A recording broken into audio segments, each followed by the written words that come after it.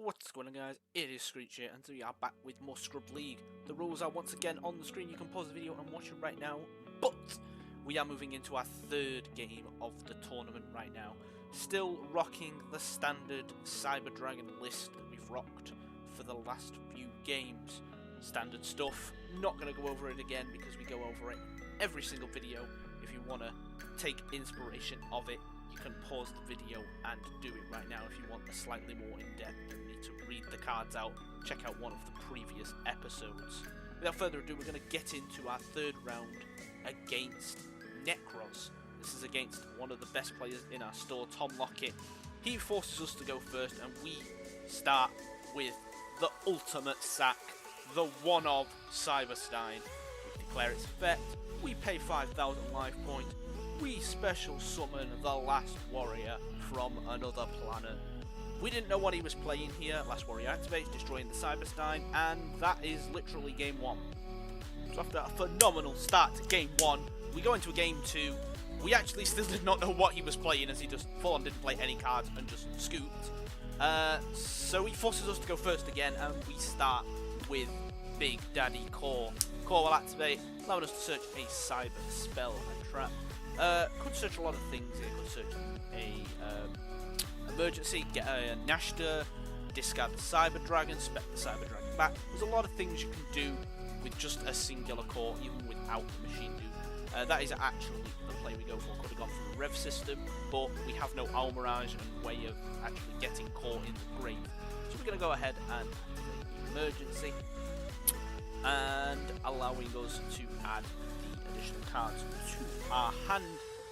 It searches any cyber spell or any monster that cannot be normal summoned, and I have mentioned this, I believe, in a previous video for those that do want to play Cyber Dragons. This card cannot search Galaxy Soldier, this card cannot search Jizukiru. I'm not playing them in this because it's the Scrub League rules, but just something to know that they cannot search them. Just because they are higher than level 4 does not mean you cannot normal summon them, and with that in mind, you just can't search them. We go ahead and declare the effect of Nashta here to add the Cyber Dragon from our grave to the field. I said add, meant summon, it's okay.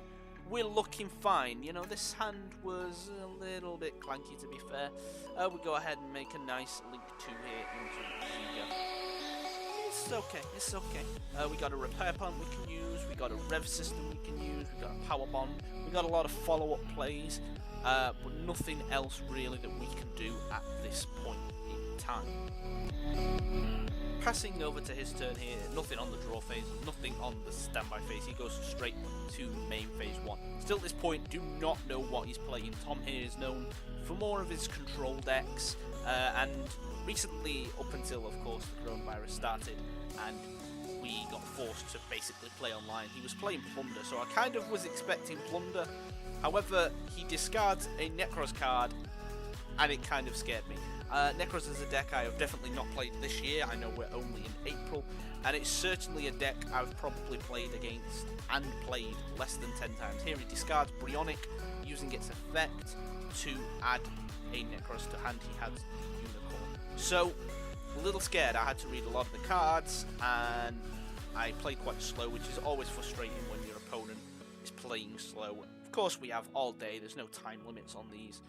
We have all day, we have all week, in fact, to play our 3 games. So it was fine. You know, they're just chilled. They're just a lot of fun to play. These new rules just add a nice spice to the game. Here he plays one of the ritual spells, allowing him to send the material from his extra deck. He sends the Herald and summons the Unicorn. He, of course, gets the effect off, I believe, the Herald to add another one to hand. We have no response. We only have a Ziga and a Cyber Dragon, so no form of disruption from us at all. He is free to do whatever he likes with this board. He's going to go ahead and search his deck right here, and eventually will add a copy of Nekroz Cycle to hand, I believe. And it's looking okay for us, we thought. Again, like I said, not playing against this deck for a while is a little bit annoying.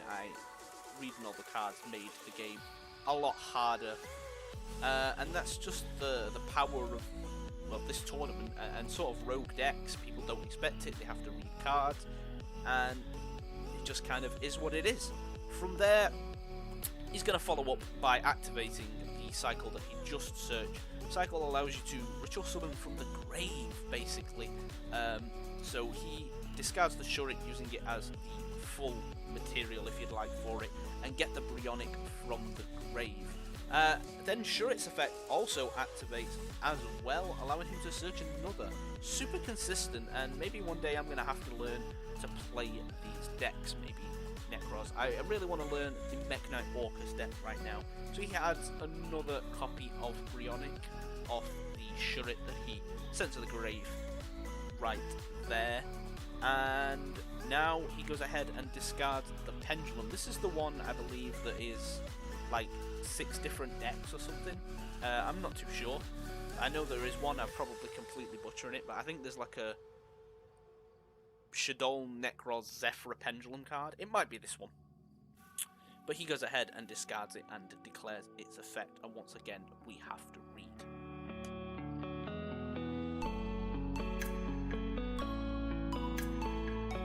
He eventually gets to discard the Shuri and summon Trish. Now Trish basically has the effect of Trish, if you'd like, the synchro version of Trish, and he gets to shuffle a lot of things back here, and it makes it a little bit annoying. I asked for the targets, it doesn't target, but I didn't mean in actual targets, I meant the cards he was picking.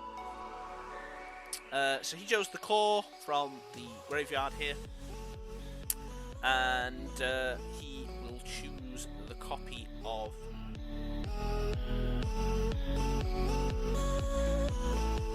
Cyber Dragon from the field. He rolls a dice and will choose the, what I thought would be the Sense Gap, is actually the Power Bond that he chooses. Little sad face, we wanted that Power Bond for possibly next turn. Continuing on though, right now he has 3 things summoned. He has a Unicorn, a Bryonic, and a Trish. He gets to declare the effect of Bryonic to, I believe, I think it destroys it or it negates it. No, it bounces a time, sorry, it bounces to 1. It's the Bryonic is the Bryonic of Synchros. Here he goes ahead and pokes for just over 7,000 damage, or just under 7,000 damage, I believe. Puts me to a measly 700. He's going to go ahead and pass it over to me. We drew core for turn. We're looking at this hand. We could rev system in core, but I believe we were locked out of special summoning from the extra deck, so we just scoop, and it goes to 1-all, and we go to game 3.